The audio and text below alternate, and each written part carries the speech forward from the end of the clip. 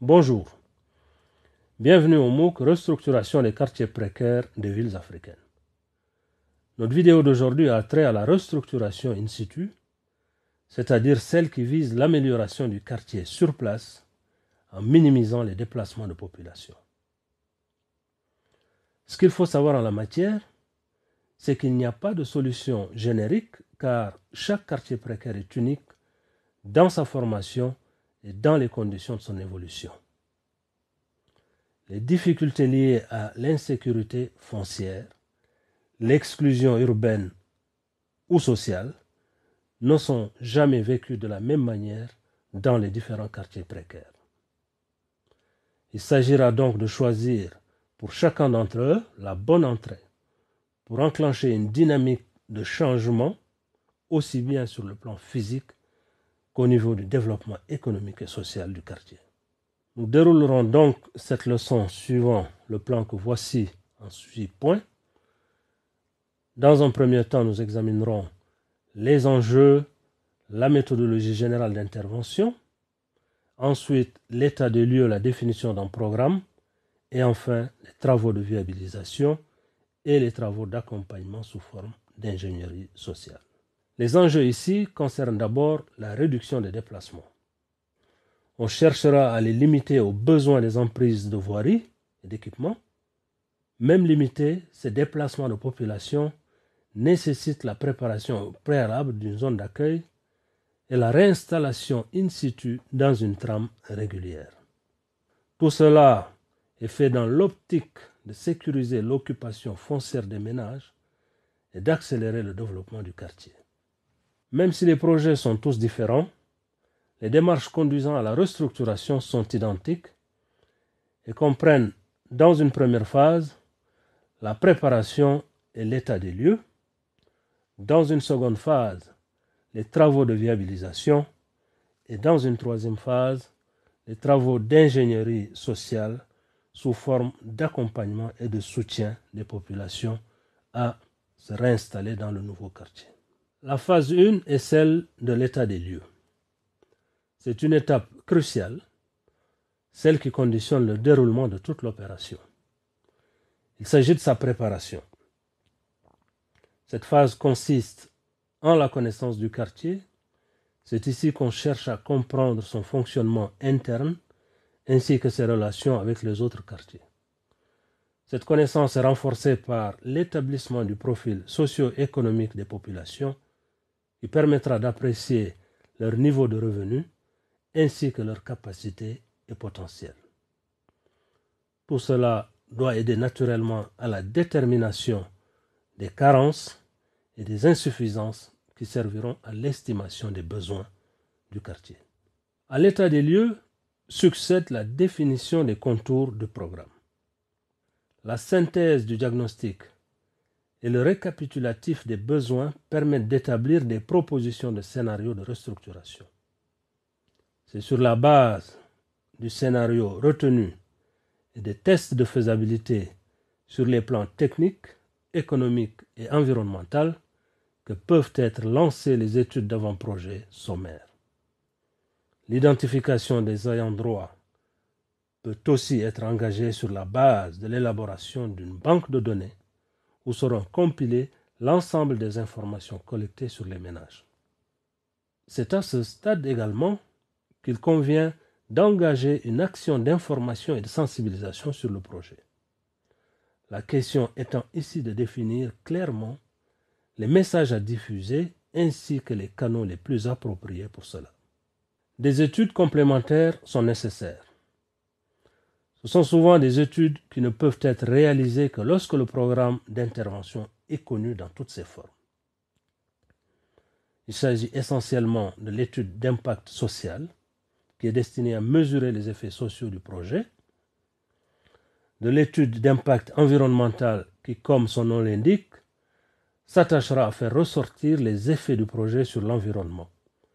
Et enfin, du plan d'action de réinstallation, plus connu sous l'appellation PAR, qui traite des personnes affectées par le projet en s'assurant que des efforts sont fournis pour minimiser les déplacements, pour les impliquer dans les décisions et proposer des niveaux de compensation en relation avec les dommages subis par toutes les personnes affectées par le projet.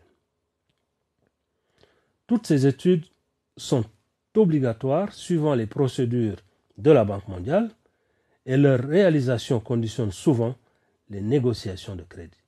Cette phase constitue la phase technique du projet, celle qui donne corps au projet. Elle commence avec la matérialisation des voies et des emprises des équipements, puis le lancement des travaux de construction des équipements et des infrastructures, avant de se poursuivre avec l'aménagement d'une zone d'accueil et le déménagement des populations. La phase d'ingénierie sociale et d'accompagnement social est une phase ultime.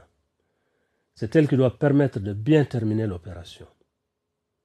Beaucoup d'interventions ont en effet souffert d'une mauvaise phase de finalisation, et cela pour diverses raisons, des réclamations, des refus de se déplacer, des litiges ou de nouveaux cas à traiter.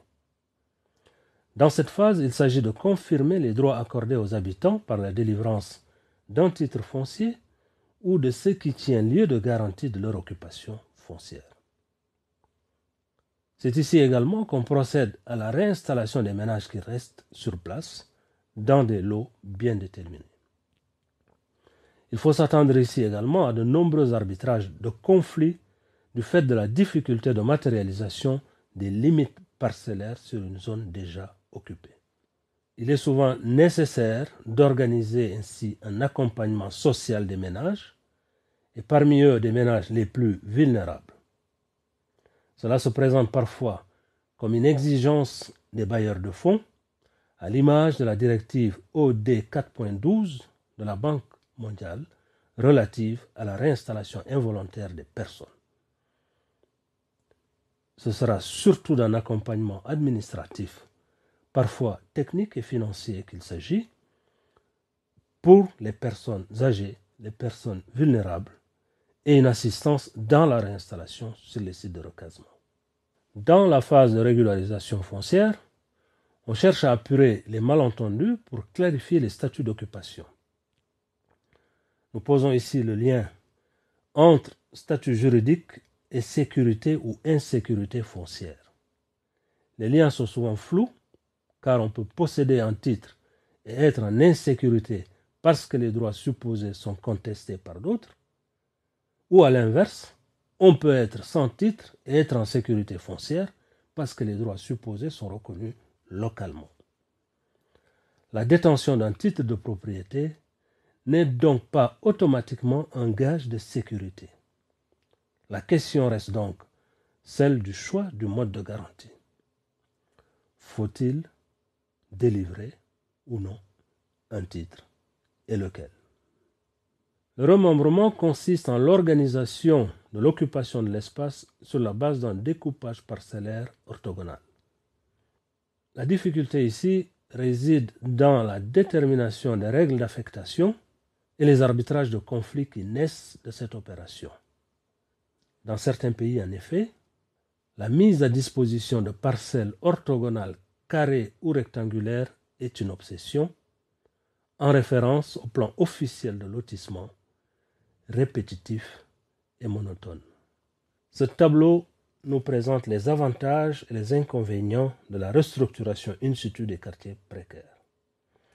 On constate que si cette approche permet de maintenir sur place les populations et de renforcer leur situation, elle permet également l'amorce d'une dynamique de changement in situ avec des coûts modérés pour l'administration. Dans le même temps, cette approche présente des inconvénients, parmi lesquels de nombreux litiges qui demanderont à être arbitrés, la nécessité d'une ingénierie sociale d'accompagnement, la nécessité de préserver l'existant et de maintenir de faibles coûts, mais également un différé de l'amélioration du quartier dans le temps. Comme nous venons de le voir, la restructuration in situ des quartiers précaires est une opération complexe qui imbrique plusieurs tâches et exige souvent l'intervention coordonnée de plusieurs structures. Elle a cependant l'avantage de maintenir le quartier et ses populations sur place pour un traitement parfois sur de longues années. Cela diffère naturellement les résultats dans le temps et rend moins visible l'impact d'une action souvent lourde qui nécessite une préparation minutieuse et des moyens importants dont on n'a souvent pas l'entière maîtrise.